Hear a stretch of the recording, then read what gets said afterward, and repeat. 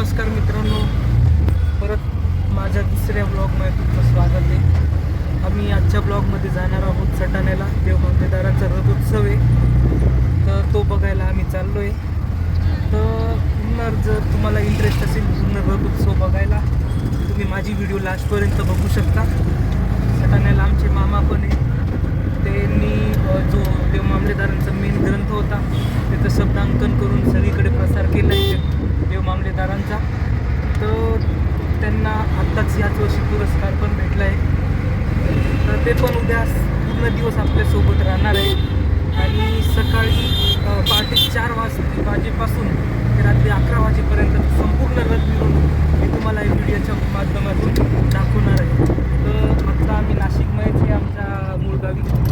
पण माझ्यासोबत माझा भाऊ पण जातो आहे. आम्ही सध्या रिक्षामध्ये बसनी सटाण्याला जाणार आहोत. तर बघत राहा व्हिडिओ शेवटपर्यंत. जर व्हिडिओ आवडली तर सबस्क्राईब करा, लाईक करा, व्हिडिओला कमेंट करा आणि इतरांना पण शेअर करा. आणि देवमांगलेदारांची माहिती इतरांपर्यंत पण पोहोचू. धन्यवाद.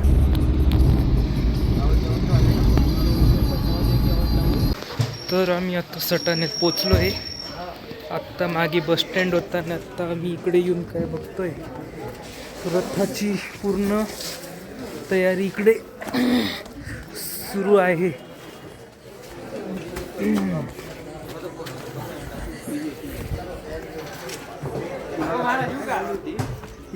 याच रस्त्यावरून उद्या रात्री 8 वाजता मामलेदारांचा रथ जाईल आणि फुल तयारी चालू आहे. तर आता आम्ही मामाच्या घरी जातो, झोपतो. तुम्हाला उद्या सकाळी 4 वाजताच भेटतो काकड आरतीसाठी. तर मित्रांनो, सकाळची 4:30 वाजले. घड्याळमध्ये बघून घ्या. आम्ही आता हे मी माझा मामा आणि हे सगळे आता देवमांगलेदारांच्या मंदिरात जातो आहे सकाळी काकड आरतीसाठी. तर पुढे बघत राहा. हे बघा, सगळे रांगोळीन ते काढून ठेवले. इथूनच संध्याकाळी रथ येणार आहे.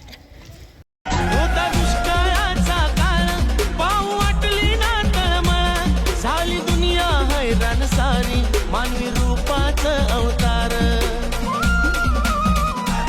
डोई पकडी शेला खांद्यावर आणि कमरेला धोतर, डोई पकडी शेला खांद्यावर आणि कमरेला धोतर, विठू रखुमाईचा अवतार आमचं बागलान पंढरपूर. श्री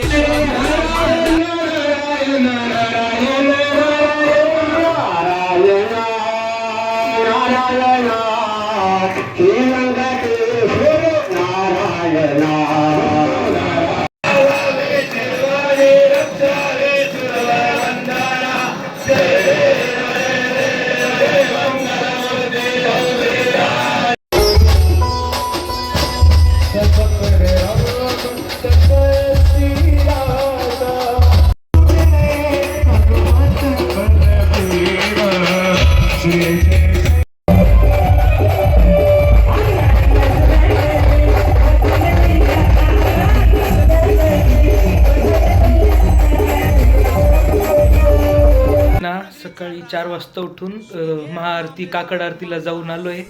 तर आमचे हे मामा आहे, यांना आत्ताच पुरस्कार भेटले त्यांच्या देवमांगलेदारांच्या ग्रंथामुळे. तर हे आपल्याला थोडक्यात सांगतील की देवमांगलेदारांना ह्या सटाण्यामध्ये लोक काय एवढं मानतात. तर आपण त्यांच्याच तोंडातून ऐकू. तर मामा, थोडी जानकारी द्या. नमस्कार, मी यशवंत सोनवणे. तर बऱ्याच लोकांना असा प्रश्न पडतो की देवमांगलेदार म्हणजे नक्की कोण होते. तर देवमांगलेदार हे इंग्रजांच्या काळखंडात एक अधिकारी होऊन गेले, ज्यांची पहिले धुळ्याला बदली होती. ते तिथे मामलेदार म्हणजे आता तहसीलदार, आता आपण तहसीलदार म्हणून ओळखतो, त्यावेळेस मामलेदार हे पद होतं. तर ते मामलेदार होते. तर त्यावेळेस शिर्डीचे साईबाबा, शेगावचे गजानन महाराज, अक्कलकोटचे स्वामी समर्थ यांप्रमाणेच खानदेशमध्ये देवमांगलेदार श्री यशवंतराव महाराज हे आपले अवतार कार्यातून प्रसिद्ध होते. तर आपल्या हिंदू धर्माचा प्रचार प्रसार करण्यात त्यांचं मोठं योगदान होतं. जसं शिर्डीच्या साईबाबांचं, शेगावच्या गजानन महाराजांचं योगदान होतं, तसंच खानदेशात त्यांचं होतं.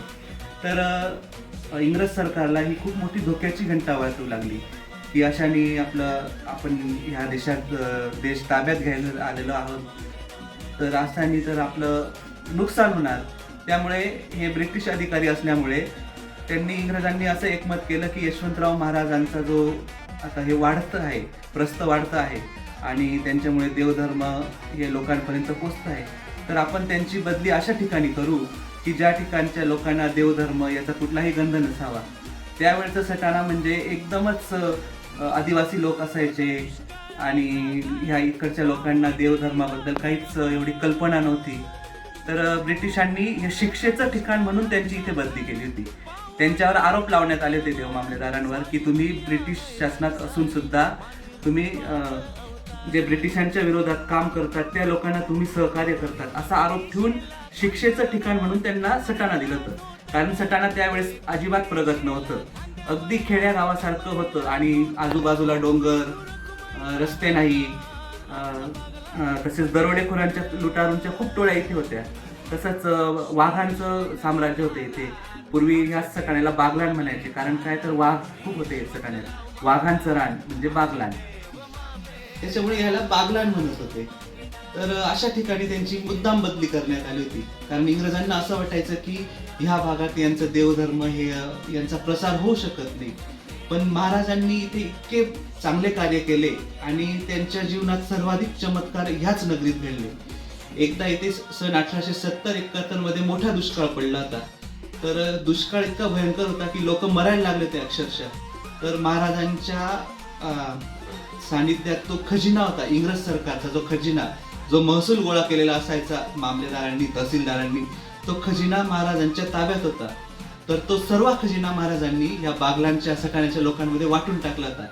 त्यावेळचे 1,27,000 रुपये, त्यावेळचे 1,27,000 म्हणजे आज जर हिशोब केला तर अब्जावधी रुपये त्या काळात महाराजांनी लोकांना वाटले होते. आणि जशी ही ब्रिटिश अधिकाऱ्यांना ही गोष्ट कळाली तर इंग्रज अधिकारी कलेक्टर नाशिकहून त्यांची चौकशी करायला आले. तर त्यांनी ज्यावेळेस चौकशी सुरू केली आणि जो खजिन्याचं दार उघडलं तर तो खजिना जसाच्या तसा भरून आढळला. त्याच्यात 1 रुपया कमी नव्हता की जास्त नव्हता. 3-4 वेळेस मोजला तरी बरोबर 1,27,000 रुपयेच भरले. 1 रुपयाची कमी नाही, 1 रुपया जास्त सुद्धा नाही. आणि तेव्हापासून त्यांना लोक देव मामलेदार म्हणू लागले.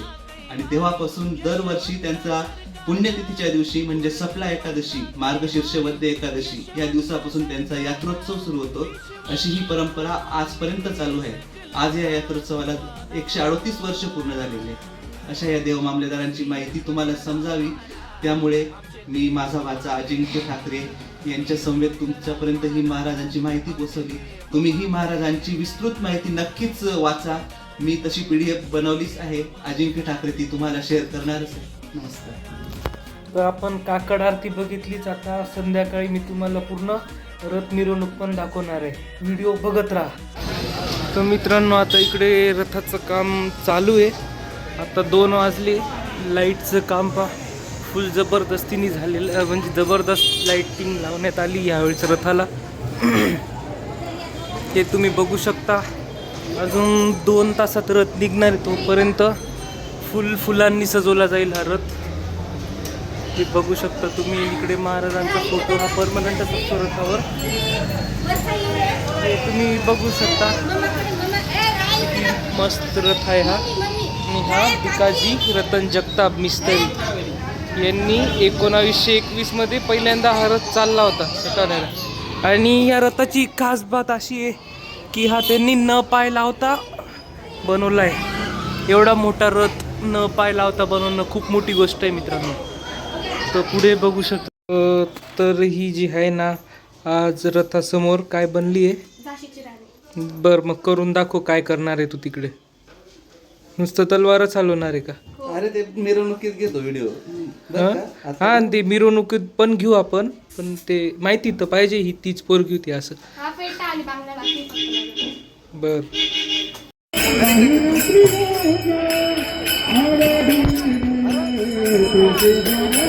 तर संध्याकाळचे 4 वाजले आणि इकडे मिरवणूकची तयारी सुरू झाली आहे. रथ पण ऑलमोस्ट रेडी आहे. 15-20 मिनिटात निघेलच. आणि हे जे वेगळे मिरवणूकमध्ये भाग घेणारे ते लोक इकडे दिसत आहे. विविध शाळेचे मुलं इकडे आले, त्यांचं नृत्य आहे. तर आज सगळं तुम्हाला दिसेल.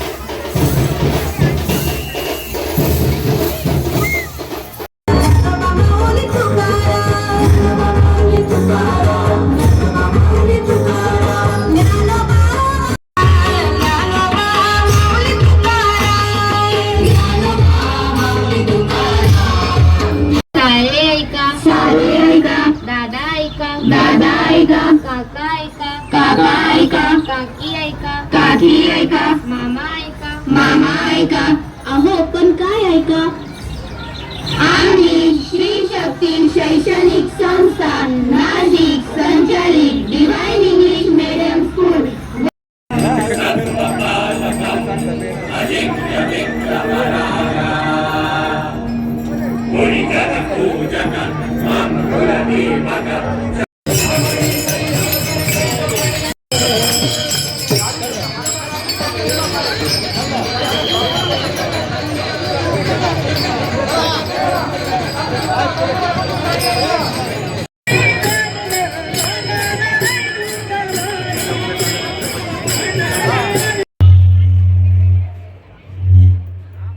हॅलो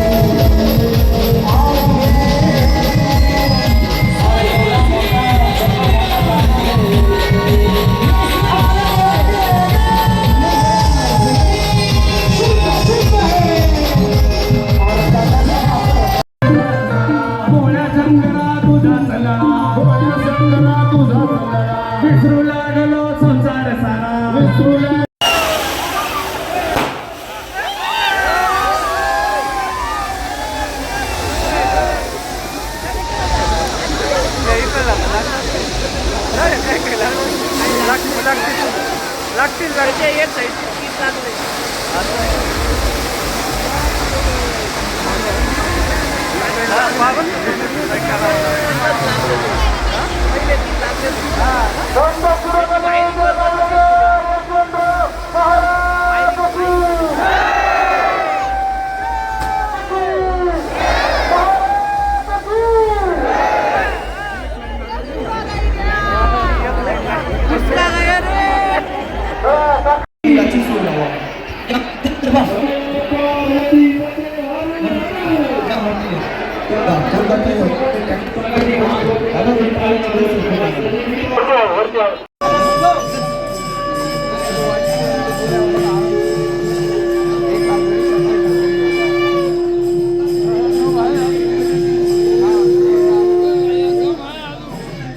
एक तर आता मिरवणूक जवळजवळ संपत आली आहे आणि आम्हाला इकडे रात्री 11:30 वाजता चहा प्यायला भेटलाय. अप्रतिम चहा आहे. आणि तो रथ तिकडे हे बघा रथ.